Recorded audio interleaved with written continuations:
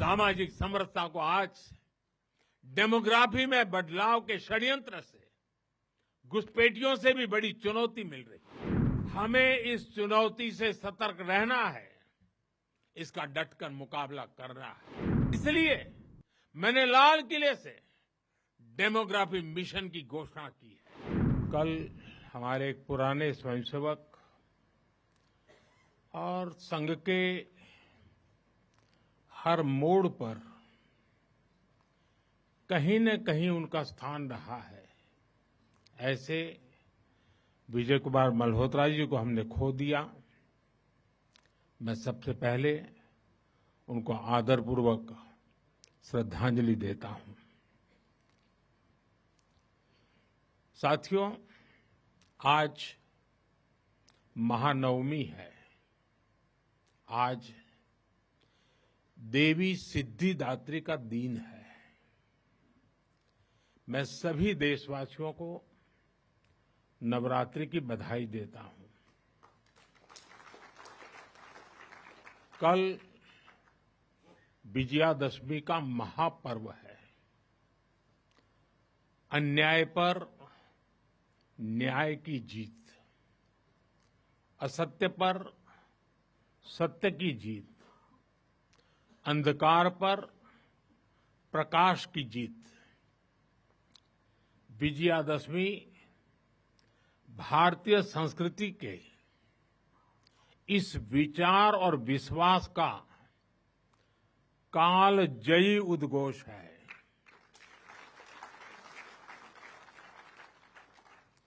ऐसे महान पर्व पर 100 वर्ष पूर्व राष्ट्रीय स्वयंसेवक संघ की स्थापना, ये कोई संयोग नहीं था। ये हजारों वर्षों से चली आ रही उस परंपरा का पुनरुत्थान था, जिसमें राष्ट्र चेतना समय समय पर उस युग की चुनौतियों का सामना करने के लिए नए नए अवतारों में प्रकट होती है। इस युग में संघ उसी अनादि राष्ट्र चेतना का पुण्य अवतार है।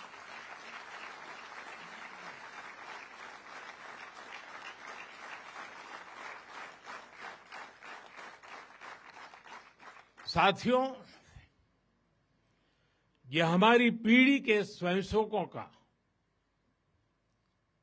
सौभाग्य है कि हमें संघ के शताब्दी वर्ष जैसा महान अवसर देखने को मिल रहा है।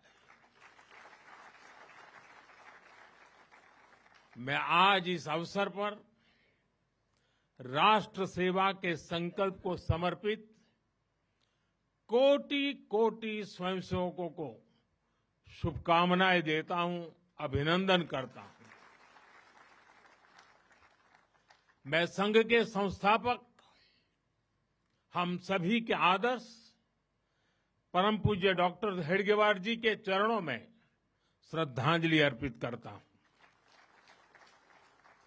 साथियों, संघ की 100 वर्ष की इस गौरवमयी यात्रा की स्मृति में आज भारत सरकार ने विशेष डाक टिकट और स्मृति सिक्के जारी किए हैं।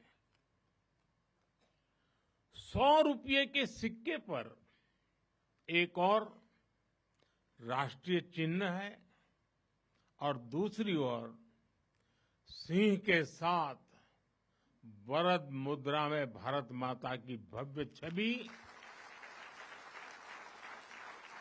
और समर्पण भाव से उसे नमन करते स्वयंसेवक दिखाई देते हैं।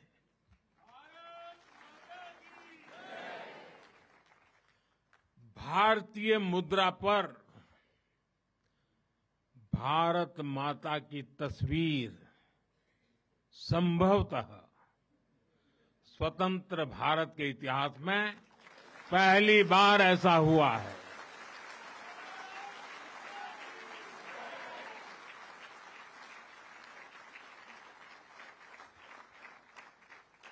इस सिक्के के ऊपर संघ का बोध वाक्य भी अंकित है। राष्ट्राय स्वाहा इदम राष्ट्राय इदम न मम। साथियों, आज जो विशेष स्मृति डाक टिकट जारी हुआ है, उसकी भी अपनी एक महत्ता है। हम सभी जानते हैं 26 जनवरी को गणतंत्र दिवस की परेड की कितनी अहमियत होती है। 1963 में 1963 में आरएसएस के स्वयंसेवक भी 26 जनवरी की उस राष्ट्रीय परेड में शामिल हुए थे और उन्होंने आन बान शान से राष्ट्रभक्ति की धुन पर कदम ताल किया था। इस टिकट में उसी ऐतिहासिक क्षण की स्मृति है। साथियों, संघ के स्वयंसेवक जो अनवरत रूप से देश की सेवा में जुटे हैं, समाज को सशक्त कर रहे हैं, इसकी भी झलक एक स्मारक डाक टिकट में है। मैं इन स्मृति सिक्कों और डाक टिकट के लिए देशवासियों को बहुत बहुत बधाई देता हूं। साथियों, जिस तरह विशाल नदियों के किनारे मानव सभ्यताएं पनपती हैं, उसी तरह संघ के किनारे भी और संघ की धारा में भी सैकड़ों जीवन पुष्पित पल्वित हुए हैं। जैसे एक नदी जिन रास्तों से बहती है, उन क्षेत्रों को, वहां की भूमि को, वहां के गांवों को सुजलाम सुफलाम बनाती हुई अपने जल से समृद्ध करती है, वैसे ही संघ ने इस देश के हर क्षेत्र, समाज के हर आयाम को स्पर्श किया है। यह अविरल तप का फल है, यह राष्ट्र प्रवाह प्रबल है। साथियों, जिस तरह एक नदी कई धाराओं में खुद को प्रकट करती है, हर धारा अलग अलग क्षेत्र को पोषित करती है, संघ की यात्रा भी ऐसी ही है। संघ के अलग अलग संगठन भी जीवन के हर पक्ष से जुड़कर राष्ट्र की सेवा करते हैं। शिक्षा हो, कृषि हो, समाज कल्याण हो, आदिवासी कल्याण हो, महिला सशक्तिकरण हो, कला और विज्ञान का क्षेत्र हो, हमारा श्रमिक भाई बहनों, समाज जीवन के ऐसे कई क्षेत्रों में संघ निरंतर कार्य कर रहा है। और इस यात्रा की भी एक विशेषता रही है। संघ की एक धारा अनेक धारा तो बनी, मल्टीप्लाई तो होती गई, लेकिन उनमें कभी विरोधाभास पैदा नहीं हुआ, डिवीजन नहीं हुआ, क्योंकि हर धारा का, विविध क्षेत्र में काम करने वाले हर संगठन का उद्देश्य एक ही है, भाव एक ही है, राष्ट्र प्रथम, नेशन फर्स्ट। साथियों, अपने गठन के बाद से ही राष्ट्रीय स्वयंसेवक संघ विराट उद्देश्य लेकर चला और ये उद्देश्य रहा राष्ट्र निर्माण। इस उद्देश्य की पूर्ति के लिए संघ ने जो रास्ता चुना वो था व्यक्ति निर्माण से राष्ट्र निर्माण। और इस रास्ते पर सतत चलने के लिए जो कार्यपद्धति चुनी वो थी नित्य नियमित चलने वाली शाखा। साथियों, परम पूज्य डॉक्टर हेडगेवार जी जानते थे कि हमारा राष्ट्र तभी सशक्त होगा जब हर नागरिक के भीतर राष्ट्र के प्रति दायित्व का बोध जागृत होगा। हमारा राष्ट्र तभी ऊंचा उठेगा जब भारत का हर नागरिक राष्ट्र के लिए जीना सीखेगा। इसलिए वो व्यक्ति निर्माण में निरंतर जुटे रहे और उनका तरीका भी कुछ अलग ही था। परम पूज्य डॉक्टर हेडगेवार जी से हम बार बार सुना है, वो कहते थे जैसा है वैसा लेना है, जैसा चाहिए वैसा बनाना है। लोक संग्रह का डॉक्टर साहब का ये तरीका कुछ कुछ अगर समझना है तो हम कुम्हार को याद करते हैं।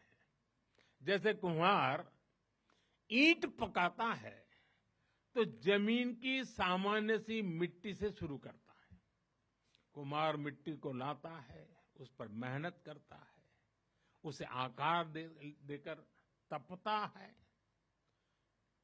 खुद भी तपता है, मिट्टी को भी तपाता है, फिर उन ईंटों को इकट्ठा करके उनसे भव्य इमारत बनाता है।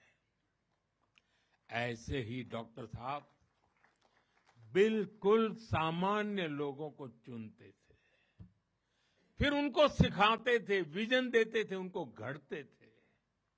इस तरह वो देश के लिए समर्पित स्वयंसेवक तैयार करते थे। इसलिए संघ के बारे में कहा जाता है कि इसमें सामान्य लोग मिलकर असामान्य अभूतपूर्व कार्य करते हैं।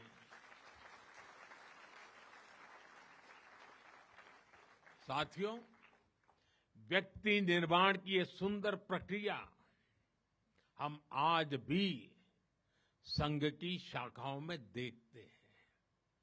संघ शाखा का मैदान एक ऐसी प्रेरणा भूमि है जहां से स्वयं सेवक की अहम से वयम की यात्रा शुरू होती है।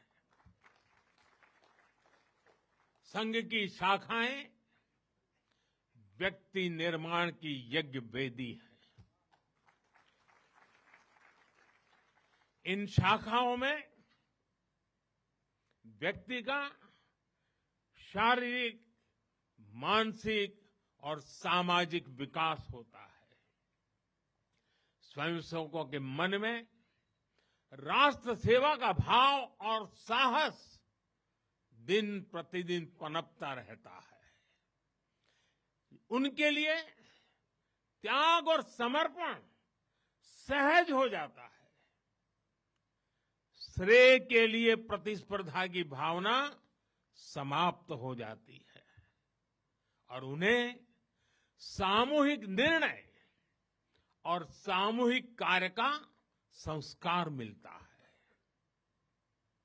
साथियों, राष्ट्र निर्माण का महान उद्देश्य व्यक्ति निर्माण का स्पष्ट पथ और शाखा जैसी सरल जीवंत कार्य पद्धति, यही संघ की 100 वर्षों की यात्रा का आधार बने हैं।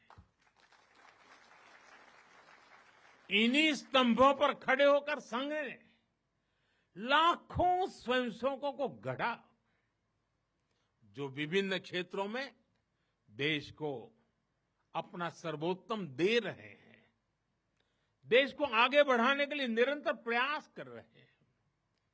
समर्पण से, सेवा से और राष्ट्र के उत्कर्ष की साधना से। साथियों, संघ जब से अस्तित्व में आया, संघ के लिए देश की प्राथमिकता ही उसकी अपनी प्राथमिकता रही है। इसलिए जिस कालखंड में जो बड़ी चुनौती देश के सामने आई, संघ ने उस कालखंड के अंदर अपने आप को झोंक दिया, संघ उससे जूझता रहा। आजादी की लड़ाई के समय देखें तो परम पूज्य डॉक्टर हेडगेवार जी समेत अनेक कार्यकर्ता ने स्वतंत्रता आंदोलन में हिस्सा लिया। डॉक्टर साहब कई बार जेल तक गए। आजादी की लड़ाई की कितने ही स्वतंत्रता सेनानियों को संघ संरक्षण देता रहा, उनके साथ कंधे से कंधा मिलाकर काम करता रहा। 1942 में 1942 में जब चिमूर में अंग्रेजों के खिलाफ आंदोलन हुआ तो उसमें अनेक स्वयंसेवकों को अंग्रेजों के भीषण अत्याचार का सामना करना पड़ा। आजादी के बाद भी हैदराबाद में निजाम के अत्याचारों के खिलाफ संघर्ष से लेकर गोवा के स्वतंत्रता आंदोलन और दादरा नगर हवेली की मुक्ति तक संघ ने कितने ही बलिदान दिए और भाव एक ही रहा, राष्ट्र प्रथम। लक्ष्य एक ही रहा, एक भारत श्रेष्ठ भारत। साथियों, राष्ट्र साधना की इस यात्रा में ऐसा नहीं है कि संघ पर हमले नहीं हुए, संघ के खिलाफ साजिशें नहीं हुई। हमने देखा है कैसे आजादी के बाद भी संघ को कुचलने का प्रयास हुआ, मुख्य धारा में आने देने का और उसे न आने से रोकने का अनगिनत षड्यंत्र हुए। परम पूज्य गुरु जी को झूठे केस में फंसाया गया, उन्हें जेल तक भेज दिया गया। लेकिन जब पूज्य गुरु जी जेल से बाहर आए तो उन्होंने सहज रूप से कहा, और शायद इतिहास की तवारीख में ये भाव, ये शब्द एक बहुत बड़ी प्रेरणा है। तब परम पूज्य गुरु जी ने बहुत सहजता से कहा था, कभी कभी जीभ दांतों के नीचे आकर दब जाती है, कुचल भी जाती है, लेकिन हम दांत नहीं तोड़ देते, क्योंकि दांत भी हमारे हैं और जीभ भी हमारी है। आप कल्पना कर सकते हैं, जिन्हें जेल में इतनी यातनाएं दी गई, जिन पर भांति भांति के अत्याचार हुए, उसके बाद भी परम पूज्य गुरु जी के मन में कोई रोष नहीं था, कोई दुर्भावना नहीं थी। यही परम पूज्य गुरु जी का ऋषि तुल्य व्यक्तित्व था। उनकी यही वैचारिक स्पष्टता संघ के प्रत्येक स्वयंसेवक के जीवन के मार्गदर्शक बनी। इसी ने समाज के प्रति एकात्मता और आत्मीयता के संस्कारों को सशक्त किया। और इसलिए चाहे संघ पर प्रतिबंध लगे, चाहे षड्यंत्र हुए, झूठे मुकदमे हुए, संघ के स्वयंसेवकों ने कभी कटुता को स्थान नहीं दिया, क्योंकि वो जानते हैं हम समाज से अलग नहीं है। समाज हम सबसे ही तो बना है। जो अच्छा है वो भी हमारा है, जो कम अच्छा है वो भी हमारा है। साथियों, और दूसरी बात, जिसने कभी कटुता को जन्म नहीं दिया, वो है प्रत्येक स्वयंसेवक का लोकतंत्र और संवैधानिक संस्थाओं में अडिग विश्वास। जब देश पर इमरजेंसी थोपी गई तो इसी एक विश्वास ने हर स्वयंसेवक को ताकत दी, उसे संघर्ष करने की क्षमता दी। इन्हीं दो मूल्यों, समाज के साथ एकात्मता और संवैधानिक संस्थाओं के प्रति आस्था ने संघ के स्वयंसेवकों को हर संकट में स्थित प्रज्ञ बना के रखा, समाज के प्रति संवेदनशील बनाए रखा। इसलिए समाज के अनेक थपेड़े झेलते हुए भी संघ आज तक विराट वट वृक्ष की तरह अडिग खड़ा है। देश और समाज की सेवा में निरंतर कार्य कर रहा है।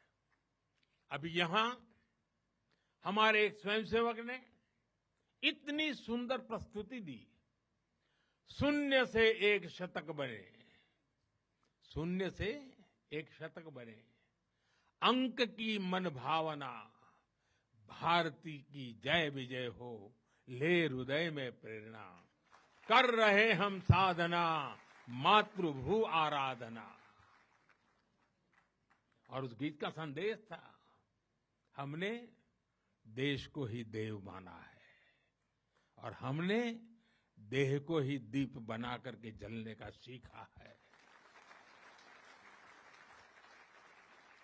वाकई ये अद्भुत था। साथियों, प्रारंभ से संघ राष्ट्रभक्ति और सेवा का पर्याय रहा है। जब विभाजन की पीड़ा ने लाखों परिवारों को बेघर कर दिया, तब स्वयंसेवकों ने शरणार्थियों की सेवा की। संघ के स्वयंसेवक अपने सीमित संसाधनों के साथ सबसे आगे खड़े थे। यह केवल राहत नहीं था, यह राष्ट्र की आत्मा को संबल देने का कार्य था। साथियों, 1956 में 1956 में गुजरात के कच्छ के अंजार में बहुत बड़ा भूकंप आया था। तबाही इतनी बड़ी थी, चारों ओर विनाश का दृश्य था। उस समय भी संघ के स्वयंसेवक राहत और बचाव में जुटे थे। तब परम पूज्य गुरु जी ने गुजरात के वरिष्ठ संघ के प्रचारक वकील साहब को, जो समय गुजरात का कार्य संभालते थे, उन्हें एक पत्र लिखा था। उन्होंने लिखा था, किसी दूसरे के दुख को दूर करने के लिए निस्वार्थ भाव से खुद कष्ट उठाना एक श्रेष्ठ हृदय का परिचायक है। साथियों, खुद कष्ट उठाकर दूसरों के दुख हरना, ये हर स्वयंसेवक की पहचान है। याद करिए 1962 के युद्ध का वो समय, संघ के स्वयंसेवकों ने दिन रात खड़े रहकर सेना की मदद की, उनका हौसला बढ़ाया, सीमा पर बसे गांवों में मदद पहुंचाई। 1971 में लाखों शरणार्थी पूर्वी पाकिस्तान से भारत की धरती पर आए। उनके पास न घर था न साधन। उस कठिन घड़ी में स्वयंसेवकों ने उनके लिए अन्न जुटाया, आश्रय दिया, स्वास्थ्य सेवाएं पहुंचाई, उनके आंसुओं को पोंछा, उनकी पीड़ा को साझा किया। साथियों, एक बार, और हम जानते हैं 1984 सिखों के खिलाफ जो कत्लेआम चलाया गया था, अनेक सिख परिवार संघ के स्वयंसेवकों के घरों में आकर के आश्रय ले रहे थे। यह स्वयंसेवकों का स्वभाव रहा है। साथियों, एक बार पूर्व राष्ट्रपति डॉक्टर एपीजे अब्दुल कलाम चित्रकूट गए थे। वहां उन्होंने नानाजी देशमुख जिस कार्य को कर रहे थे, उस आश्रम स्थान को देखा था, वहां के सेवा कार्य देखे, वो हैरान रह गए थे। उसी प्रकार से पूर्व राष्ट्रपति प्रणब मुखर्जी भी जब नागपुर गए, तो वो भी संघ के अनुशासन, संघ की सादगी, उसको देखकर बहुत प्रभावित हुए थे। साथियों, आज भी आप देखें, पंजाब की बाढ़, हिमाचल उत्तराखंड की आपदा, केरल के वायनाड की त्रासदी, हर जगह स्वयंसेवक सबसे पहले पहुंचने वालों में से एक रहते हैं।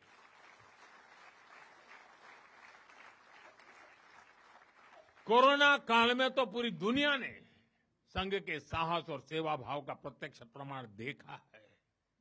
साथियों, अपनी 100 वर्ष की इस यात्रा में संघ का एक बड़ा काम ये रहा है, उसने समाज के अलग अलग वर्गों में आत्मबोध जगाया, स्वाभिमान जगाया।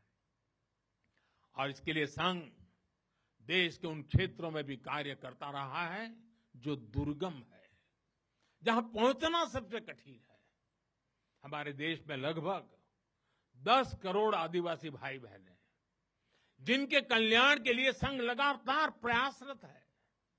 लंबे समय तक सरकारों ने उन्हें प्राथमिकता नहीं दी, लेकिन संघ ने उनकी संस्कृति, उनके पर्व, उत्सव, उनकी भाषा और परंपराओं को सर्वोच्च प्राथमिकता दी।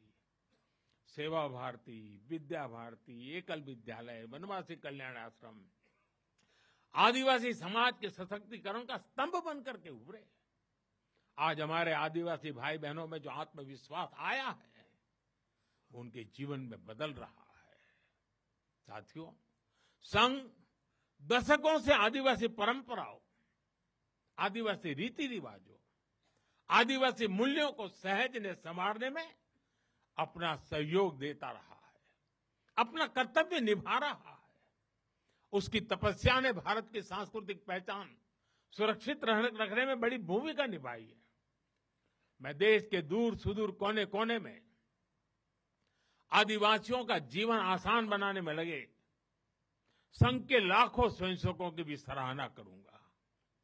साथियों, समाज में सदियों से घर कर चुकी जो बीमारियां हैं, जो ऊंच नीच की भावना है, जो कुप्रथाएं हैं, छुआछूत जैसी गंदगी भरी पड़ी है, ये हिंदू समाज की बहुत बड़ी चुनौती रही है। एक ऐसी गंभीर चिंता है जिस पर संघ लगातार काम करता रहा है। एक बार महात्मा गांधी जी वर्धा में संघ के शिविर में गए थे। उन्होंने भी संघ में समता, ममता, समरसता, समभाव, मम भाव, ये जो कुछ भी देखा उसकी खुलकर तारीफ की थी। और आप देखिए, डॉक्टर साहब से लेकर आज तक संघ की हर महान विभूति ने, हर सरसंघ चालक ने भेदभाव और छुआछूत के खिलाफ लड़ाई लड़ी है। परम पूज्य गुरु जी ने निरंतर न हिंदू पतितो भवेत की भावना को आगे बढ़ाया। यानी हर हिंदू एक ही परिवार है, कोई भी हिंदू कभी पतित या नीचा नहीं हो सकता। पूज्य बाला साहब देवव्रत जी के शब्द भी हम सबको याद है। वो कहते थे, छुआछूत अगर पाप नहीं, छुआछूत अगर पाप नहीं तो दुनिया में कोई पाप नहीं है। सरसंघ चालक रहते हुए पूज्य रज्जू भैया जी और पूज्य सुदर्शन जी ने भी इसी भावना को आगे बढ़ाया। वर्तमान सरसंघ चालक आदरणीय मोहन भागवत जी ने भी समरसता के लिए समाज के सामने स्पष्ट लक्ष्य रखा है और गांव गांव तक इस बात की ज्योत जगाई है। क्या है वो? उन्होंने कहा, एक कुआं, एक मंदिर और एक श्मशान। इसे लेकर संघ देश के कोने कोने में गया है। कोई भेदभाव नहीं, कोई मतभेद नहीं, कोई मनभेद नहीं। यही समरसता का आधार है, यही सर्वसमावेशी समाज का संकल्प है। और संघ इसी को निरंतर नई शक्ति दे रहा है, नई ऊर्जा दे रहा है। साथियों, जब 100 साल पहले संघ अस्तित्व में आया था, तो उस समय की आवश्यकताएं, उस समय के संघर्ष कुछ और थे। तब हमें सैकड़ों वर्षों की राजनीतिक गुलामी से मुक्ति पानी थी, अपने सांस्कृतिक मूल्यों की रक्षा करनी थी। लेकिन आज 100 वर्ष बाद जब भारत विकसित होने की तरफ बढ़ रहा है, जब भारत दुनिया की तीसरी सबसे बड़ी इकोनॉमी बनने जा रहा है,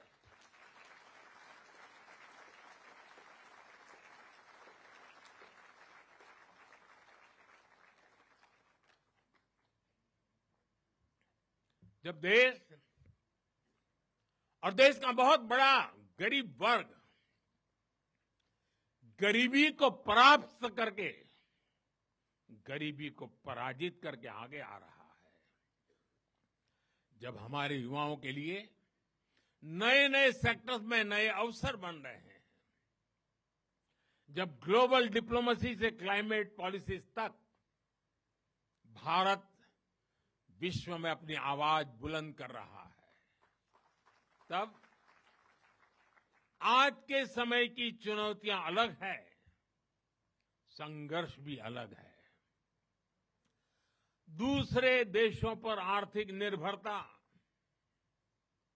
हमारी एकता को तोड़ने की साजिशें, डेमोग्राफी में बदलाव के षड्यंत्र, एक प्रधानमंत्री के नाते मैं नम्रतापूर्वक कहूंगा कि मुझे बहुत संतोष है कि हमारी सरकार इन चुनौतियों से तेजी से निपट रही है।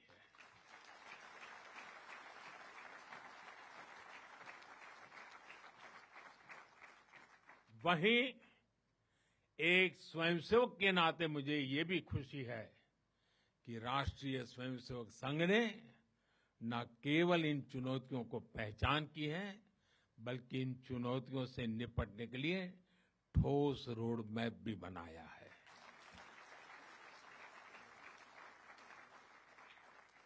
अभी माननीय दत्ता जी ने जिन चीजों का उल्लेख किया, मैं अपने तरीके से फिर से एक बार उसका उल्लेख करना चाहूंगा।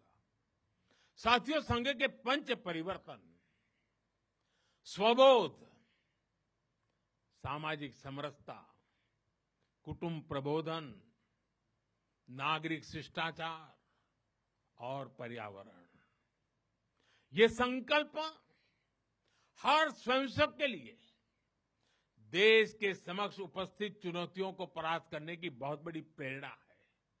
साथियों, स्वबोध यानी स्वयं का बोध, स्वबोध यानी गुलामी की मानसिकता से मुक्त होकर अपनी विरासत पर गर्व करना, स्वभाषा पर गर्व करना।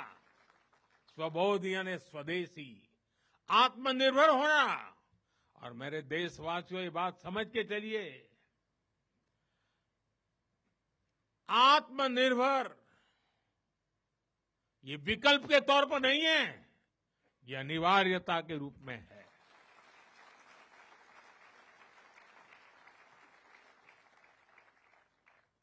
हमें स्वदेशी के अपने मूल मंत्र को समाज का संकल्प बनाना है।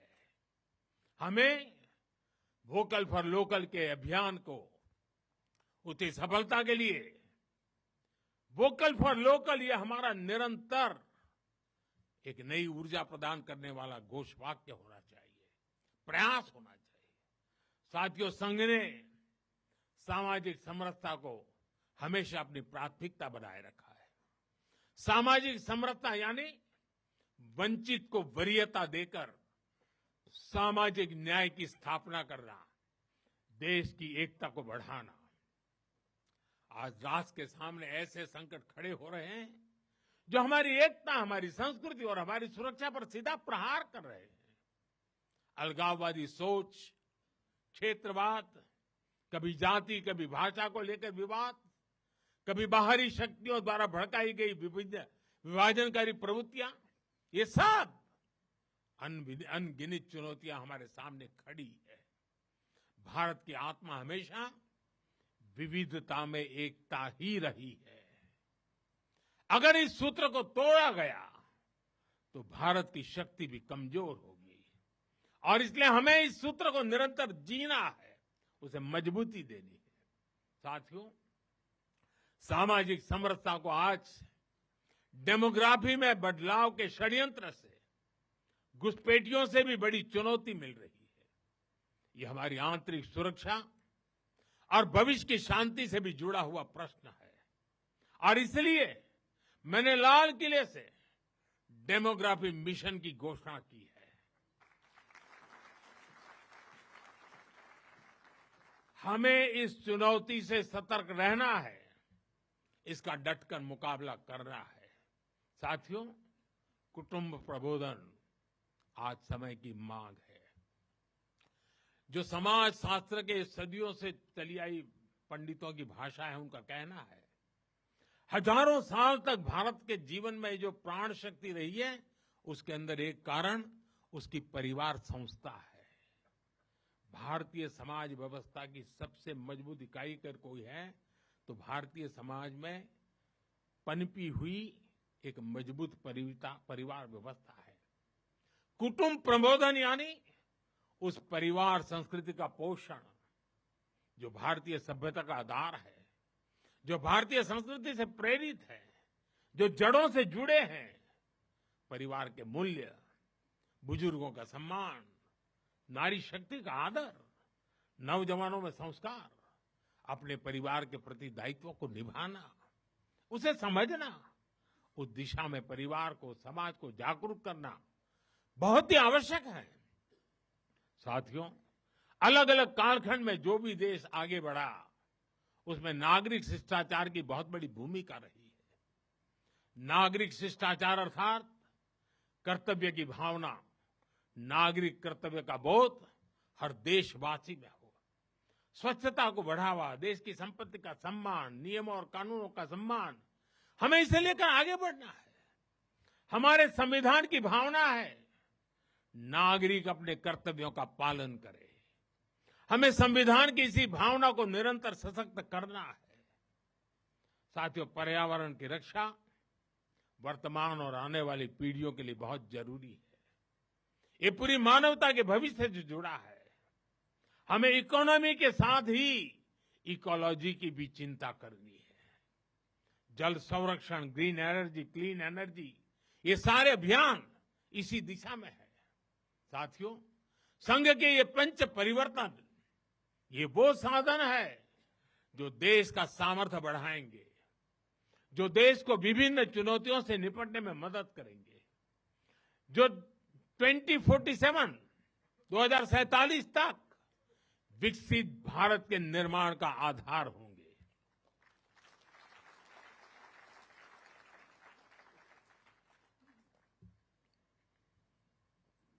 साथियों, 2047 का भारत तत्वज्ञान और विज्ञान, सेवा और समरसता से गढ़ा हुआ वैभवशाली भारत हो।